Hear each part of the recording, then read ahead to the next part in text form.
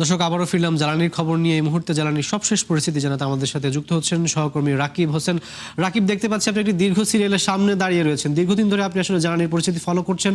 গতকাল কিন্তু সরকার আসলে দাম এবং পাশাপাশি আমরা দেখেছি যে সরবরাহ বাড়ানোর কিন্তু একটি ঘোষণা দিয়েছে। এরপর কি পরিস্থিতির কোনো ধরনের কোনো উন্নতি হয়েছে কিনা?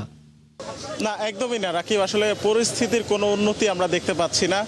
এই যে জ্বালানি তেলের জন্য গ্রাহকদের ঘন্টার পর ঘন্টা অপেক্ষা, এমনকি দিনের পর দিন অপেক্ষা, তারপরে এই রাস্তা ব্লক করে সেই সব গাড়ির সিরিয়াল এবং বড় ধরনের যানজট তৈরি, পেট্রোল পাম্পগুলোতে এখনও চাহিদা মতো তেল মিলছে না, এই সংকট এখনও কাটছে না।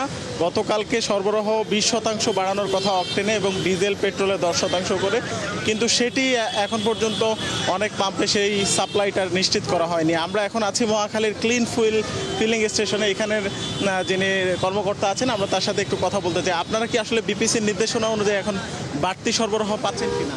না, আমরা এখনও বিপিসির নির্দেশনা অনুযায়ী 20% বাড়তি পাওয়ার কথা, বাড়তি পাই নাই। আগামী দিন শিডিউলে অনলি ফর 4,500 লিটার অক্টেন আমাকে বাড়তি দিচ্ছে।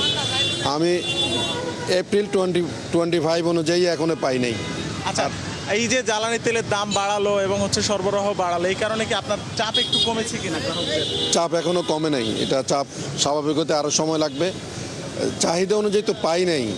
আচ্ছা, প্রতিদিন আপনার এখানে অকটেন কি পরিমাণ বিক্রি হচ্ছে এবং ডিজেল কি পরিমাণ বিক্রি হচ্ছে? এখন যতটুকু আমাকে সরবরাহ করে ততটুকু পুরাই সেল করে আমি বন্ধ রাখতে হয় ফিলিং স্টেশন।